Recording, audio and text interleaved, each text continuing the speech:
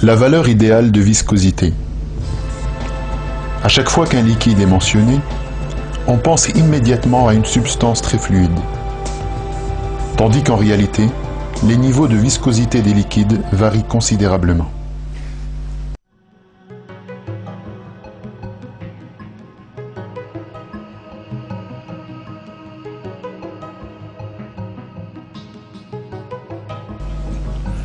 En l'occurrence, les viscosités du goudron, glycérine, huile d'olive et acide sulfurique sont toutes très différentes.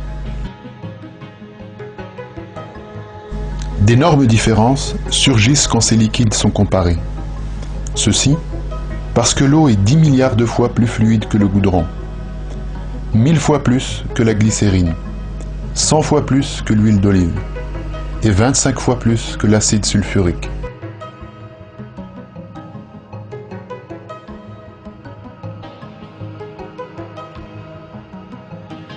Alors quelle est l'importance pour nous du bas niveau de viscosité de l'eau?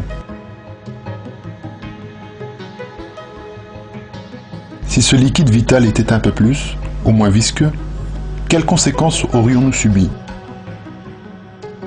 Le professeur de microbiologie, Michael Denton, fournit la réponse.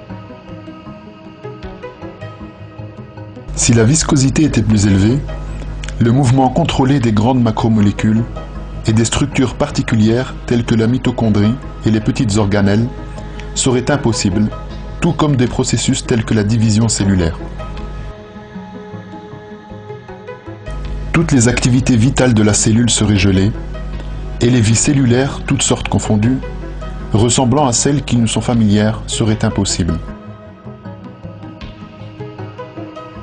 Le développement d'organismes plus sophistiqués, qui est dépendant de manière critique de la capacité des cellules à bouger et à se déplacer durant l'embryogenèse, serait certainement impossible si la viscosité de l'eau était même légèrement supérieure à ce qu'elle est effectivement.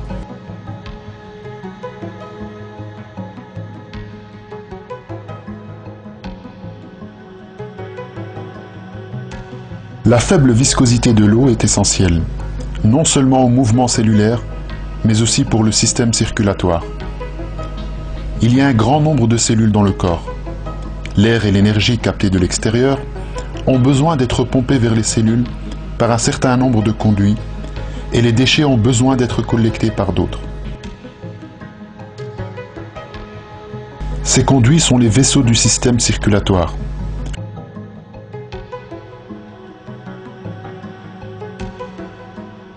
Le cœur est la pompe responsable de la circulation dans ces vaisseaux.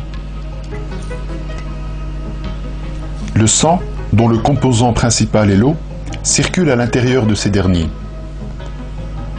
Le rôle des vaisseaux est de transporter les substances essentielles telles que l'oxygène, l'énergie, la nutrition et les hormones à toutes les cellules du corps.